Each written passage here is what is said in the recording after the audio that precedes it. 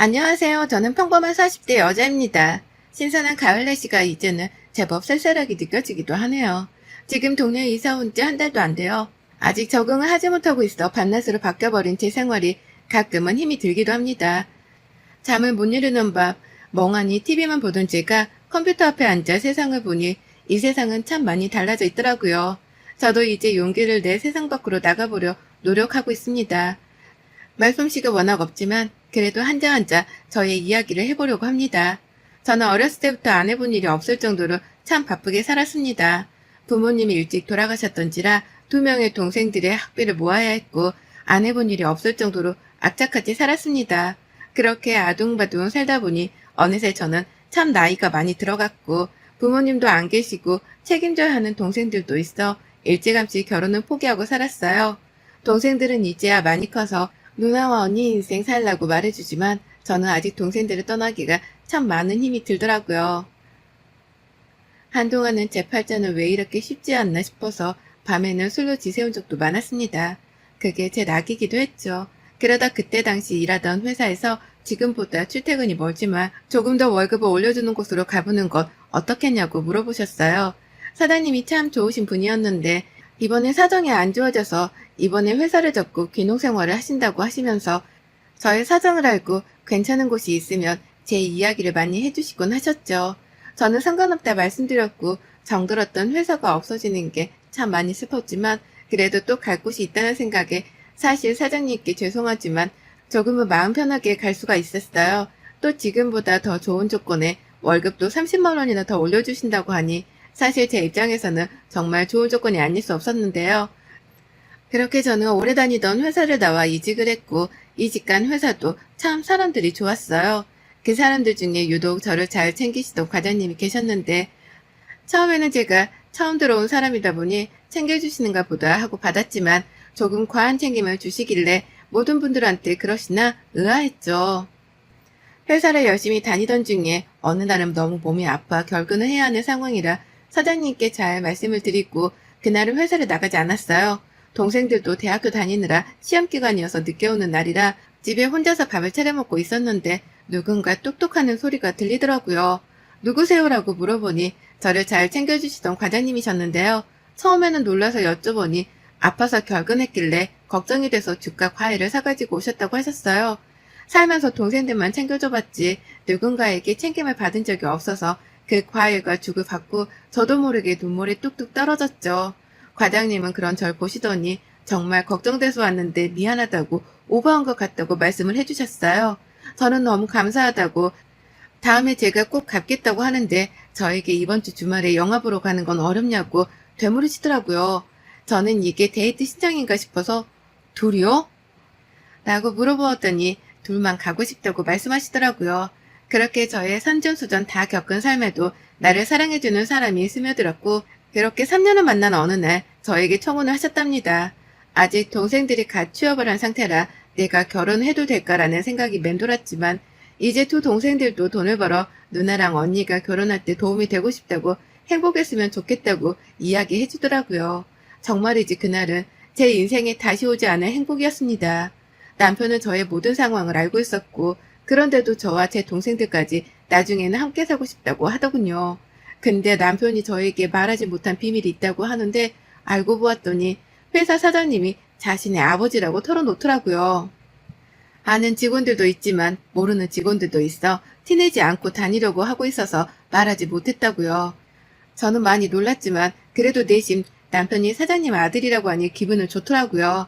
그렇게 우리는 결혼을 했고 시댁에서 구해주신 신혼집으로 들어갔어요.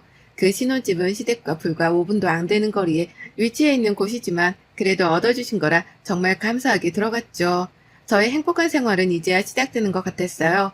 남편네 집은 시할머님, 아버님, 어머님, 서방님까지 한 집에 살고 있었는데요. 가깝다 보니 저희에게 저녁 먹으러 오라는 말씀을 자주 해주셔서 신혼여행에 갔다 오고 부랴부랴 짐도 정리도 다 못한 채 시댁으로 식사를 하러 갔습니다. 도착해서 어머님이 식사 준비를 하시고 계시길래 저도 옆에서 거들었고 상을 차리는데 상이 2상이 차려지더라고요.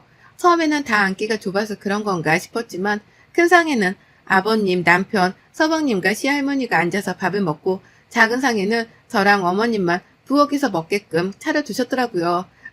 근데 그 올라가 있는 반찬들을 보니 어머님과 제가 먹는 상에는 남겨진 반찬들과 찬밥이 올려져 있었지만 아버님과 남편이 있는 식사상에는 따뜻한 밥과 새로운 반찬들이 올려져 있더라고요. 처음에는 솔직히 이게 뭔가 싶어서 멍했지만 티내지 않았죠. 당황스러웠던 식사 시간이 끝나고 설거지도 하고 뒷정리하는데 시할머님이 오시더니 아까 큰 상에서 남았던 국들과 반찬들을 다 라겐나통에 싸시더라고요. 저는 다시 넣는가 보다 하고 설거지를 하는데 저보고 갑자기 가져가서 먹으라고 하시네요. 그러면서 민수랑 그거 절대 주지 말고 새로 반찬한 거 담아놨으니까 그거 가져가서 먹이라고요. 그 말을 듣고 너무 당황스러웠지만 할머님인지라 네 대답하고 말았어요. 집에 오는 길에 남편에게 물었죠. 원래 여보네 집은 남자랑 여자랑 따로 먹어야 하는 거야? 언제부터? 라고 물으니 나는 어릴 때부터 그래서 당연한 건 줄 알았는데 근데 대학교도 가고 사회생활을 해보니 우리 집이 조금 유난인 것 같더라고. 자기 많이 놀랐지. 내가 자기 올 때는 다 같이 먹자고 해도 할머니가 안 된다고 하시니 원 노인네가 좀 고시 시간께 있어 라고요. 기분이 좋지 못했지만 남편이 또 그렇게 말해주니 내 생각을 안 하는 건 아니구나 싶었어요. 저는 이걸로 그렇게 시댁을 자주 가지는 말아야겠다 싶었죠. 그렇게 결혼하고 한 달이란 시간이 흘러 첫 월급날이 되었고 저는 남편에게 우리 월급을 서로 통장에 넣어놓고 같이 관리하자고 합의를 보았는데요. 근데 월급날인데도 불구하고 월급이 저녁까지도 들어오질 않는 거예요. 항상 사장님이 아침에 넣어주시는데 오늘은 까먹으셨나 싶었죠. 남편과 퇴근하고 가는 길에 여보 혹시 월급 들어왔어? 아버님이 이번에 까먹으셨나? 물어보니 월급 이제 우리한테는 아마 내일 들어올 거고 아빠가 관리할 거야 라고요. 그래서 제가 아버님이 관리하신다고? 무슨 소리야? 라고 되물으니 저희가 돈을 잘 못 모을 것 같아 이제 시댁에서 관리하면서 저희에게는 최소 생활비만 주신다고 했다고요. 그래서 나중에 돈 모아서 애기도 키우고 더 큰 집으로도 이사 간다고요. 솔직히 이 말을 듣고 머릿속이 띵했어요. 남편 월급이야 그렇다 치는데 제 월급까지 이러시니 저는 남편에게 그건 안 될 것 같다고 결혼 전에도 말했지만 동생들 앞으로 둔 적금도 내야 하고 동생들 결혼하면 내가 많이는 아니더라도 혼수랑 집 보태는 데에는 어느 정도 해주려고 모으고 있다고요. 남편은 그런 거 다 아빠가 알고 있으니 모아주실 거라고 하는데 저는 안 된다고 계속 말했죠. 그랬더니 그럼 이번 주에 자기가 가서 한번 다시 말해보겠다고 하고 그렇게 대화를 끝냈어요. 이때부터 시작이라는 걸 알았어야 했을까요? 더 빨리 눈치채지 못한 제가 문제였을까요? 그때부터 한 달, 두 달, 세 달이 지나 일은 정말 많이 하는데 생활비로 정말 최소한만 주시더라고요. 이뿐만이 아니라 매번 시댁에도 일주일에 한 번씩은 오라고 시할머니께서 저에게 전화를 하세요. 남편이 장손이기 때문에 두루두루 가족들을 잘 챙겨야 한다고요. 어느 날은 시댁에 가면 꼭 기다렸다는 듯이 저에게 손빨래를 시키세요. 어머님이 하신다고 하셔도 시할머니가 저에게 이런 건 세탁기 돌리지 말고 손빨래 해야 한다고 네가 야무지게 잘하게 생겼으니 저보고 하라고요. 그렇게 시댁만 갔다 오면 저는 극도로 예민해져 있었고 남편은 그런 제 눈치만 보고 있는 생활들이 이어졌어요. 이런 생활이 반복되니 저는 살이 결혼하고 나서 7kg 가까이가 빠질 만큼 힘이 들었는데요. 회사 일에 집안일에 시댁 가서 또 일하는데 제대로 먹는 건 없으니 당연히 살이 빠질 수밖에 없었네요. 그러다 동생들이 신혼집에 놀러와 제 얼굴을 보는데 반쪽이 돼 있는 모습을 보고 무슨 일이냐 물었지만 차마 동생들이 걱정할까 사실대로 말하기는 어려웠어요. 한 달, 두 달, 세 달, 네 달, 이제는 전화만 와도 진저리가 끼칠 정도였는데요. 그러던 어느 날 정말 몸이 아파서 도저히 일어나지를 못하겠는데 또 시어머니가 전화와서 저녁 먹으러 오라고 하셨어요. 남편이 오늘 와이프가 아파서 못 갈 것 같다고 다음에 가겠다고 말씀을 드려도 걔가 뭐가 아프냐 다 꾀병이다 너라도 와라 계속 전화기에 대고 말씀하셨어요. 도저히 저는 못 갈 것 같아서 남편에게 이야기를 하고 남편 혼자라도 갔다 오라고 그렇게 보냈는데요. 오랜만에 집에 혼자 있고 시댁에도 가지 않으니 세상 편하더라고요.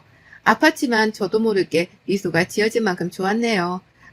그러다 어느 날 여동생에게 전화가 와 남동생이 지금 교통사고로 많이 다쳐서 병원에 있으니 빨리 와보라고요. 남편이랑 지갑만 챙겨서 가보니 동생이 지나가다 뺑소니를 당해 수술을 급하게 해야 하는 상황이었어요. 우선 빨리 수술이라도 해달라고 하고 수술비 마련을 해야 해서 남편에게 지금 아버님께 얘기해서 보내달라고 하자 그걸로 우리 돈 모아주신다고 하셨으니 그래도 몇천 원 있지 않겠냐고 막 그랬죠. 남편이 아버님께 전화해서 물으니 돈이 없다고 했대요. 너희 돈 내가 가지고 있었지만 너희 뭐 차 유지하는 비용이나 집 비용, 우리 집에 와서 먹는 식재료 등 다 써서 많지 않다고요. 도대체 이거 무슨 말인가 싶어서 차 유지 비용은 그렇다 치는데 집은 아버님이 해주신 걸로 알고 있고 식재료는 저희가 안 가겠다고 해도 매번 오라고 해서 가는 건데 이게 어떻게 돈이 들어가냐고요. 그런데도 돈이 없는 걸로 모르쇠를 하시더라고요. 우선 급한 대로 빨리 수술비를 내야 하는 상황이니까 동생들 주려고 모아뒀던 통장을 깨고 친한 친구가 한 명 있는데 자초지종을 설명해서 겨우 수술비를 마련했어요. 다행히도 동생은 수술을 잘 마쳤고 한동안은 병원에 입원해야 한다고 했죠. 저는 병원비도 많이 들어가니 시댁에서 이제 더 이상 월급을 우리가 관리하겠다고 말씀드리자고 남편에게 이야기를 건넸어요. 남편도 월급을 제대로 못 받으니 좀 그랬는지 같이 가서 이야기하자 하더라고요. 그렇게 시댁으로 찾아갔고 아버님께 이만저만한 상황이라 돈이 쓸 곳이 많다. 그럼 지금까지 저희 돈은 정확히 얼마나 나갔고 얼마가 남았는지 말씀해달라. 그럼 그 얼마가 남은 것만이라도 주시고 월급은 앞으로 그냥 저희에게 넣어달라고요. 이 얘기를 들으시더니 아버님께서 버럭 화를 내시면서 너희 나를 못 믿냐고 시할머니랑 둘이 계속 소리만 고래고래 지르셨어요.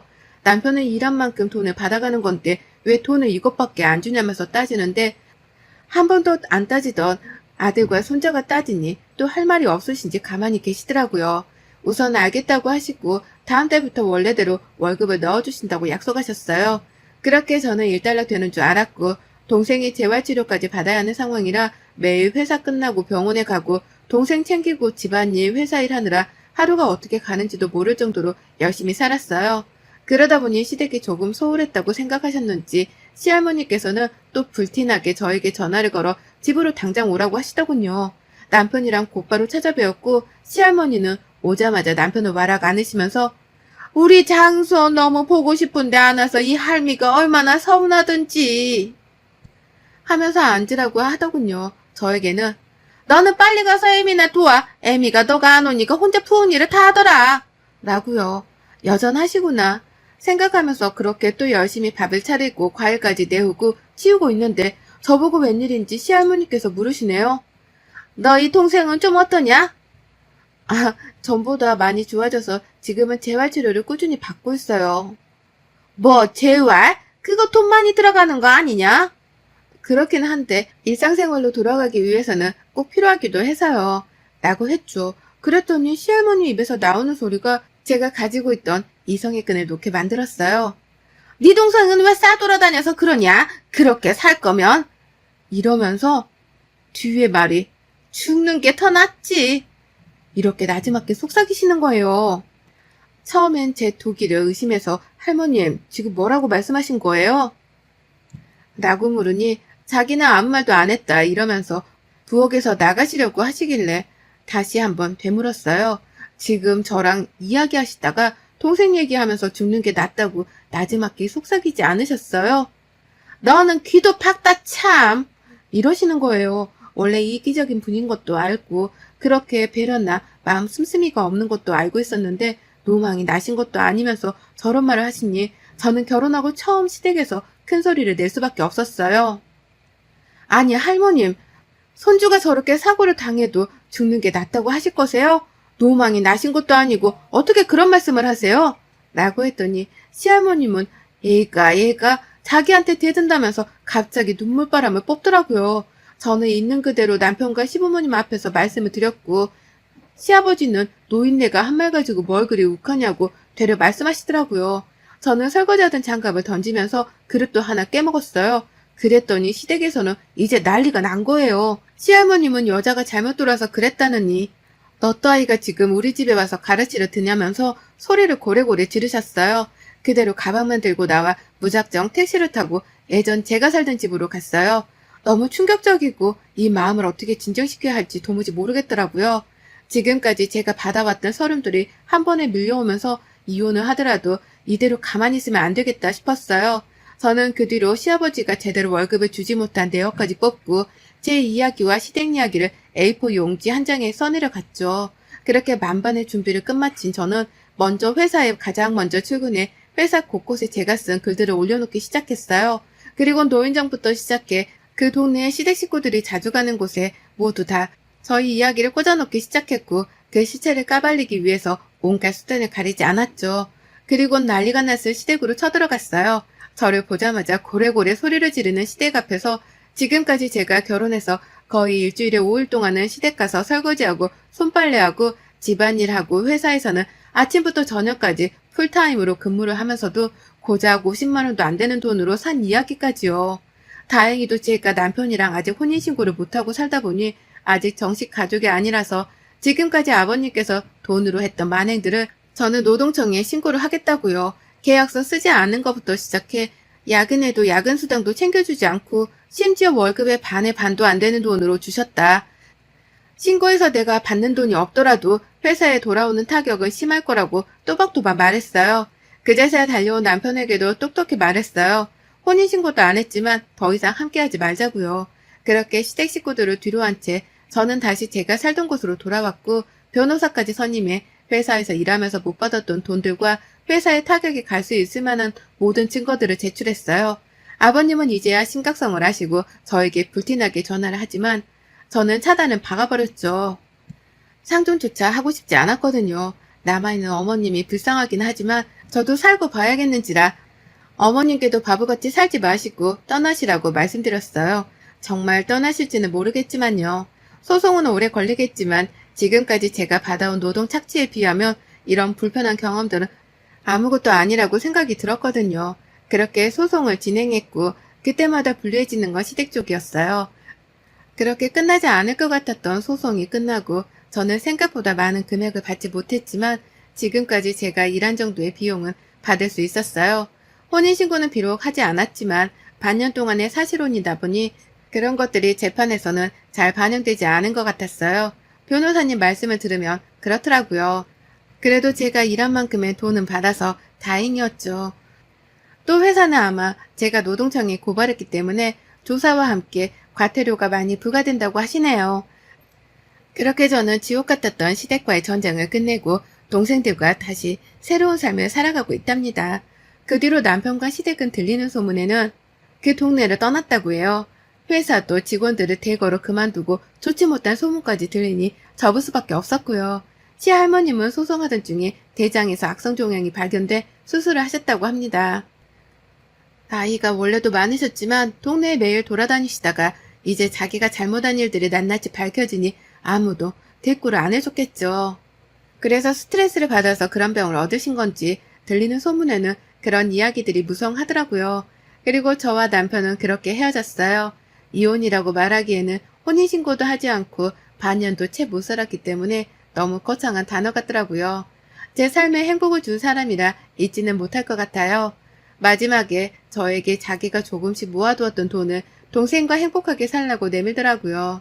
처음에는 받지 않겠다고 거절했지만 자기네 부모님들과 할머니는 너에게 진심 어린 사과를 하지 않을 거라는 걸 알기 때문에 못난 자기가 대신 사과한다고 꼭 받아달라고요. 많은 돈은 아니었지만 1,000만 원이라는 돈이 모여 있었더라고요. 남편도 일하면서 아버님에게 월급을 제대로 못 받은 것 같더라고요. 그냥 다 자기가 알아서 하니까 걱정하지 말라면서 그렇게 안심시켰겠죠. 그리고 정작 아버님은 남편 월급줄 돈으로 꾸준히 도박을 해오셨더라고요. 참, 자기 아들 월급을 저러고 싶었던 건지 부모라는 작자들이 어떻게 저럴 수 있었는지 싶더라고요. 남편도 많이 불쌍한 사람이지만 왜 이런 말 있잖아요. 남의 집 가장 빼오는 거 아니라고요. 그 말이 지금 딱 맞아 들어가더라고요. 그렇게 저는 짧았던 결혼 생활을 뒤로한 채 지금은 제 삶을 즐기며 살고 있어요. 결혼 전에는 무조건 앞만 보고 살았던 생활이 지금은 여유도 찾고 동생들과 여행도 좀 다니고 제가 베이킹 하는 걸 굉장히 좋아하는데 지금 이사 온 동네에서 조그마한 빵집과 카페를 차려서 하려고 준비 중이에요. 참 제 인생은 늘 기구하다고 생각했지만 또 결혼하고 다시 돌아보니 평범하게 사는 것이 가장 힘들다는 걸 알았네요. 여러분들도 즐기면서 꼭 사시기를 바랍니다. 여러분의 생각은 댓글로 남겨주세요. 오늘도 시청해주셔서 정말 감사합니다.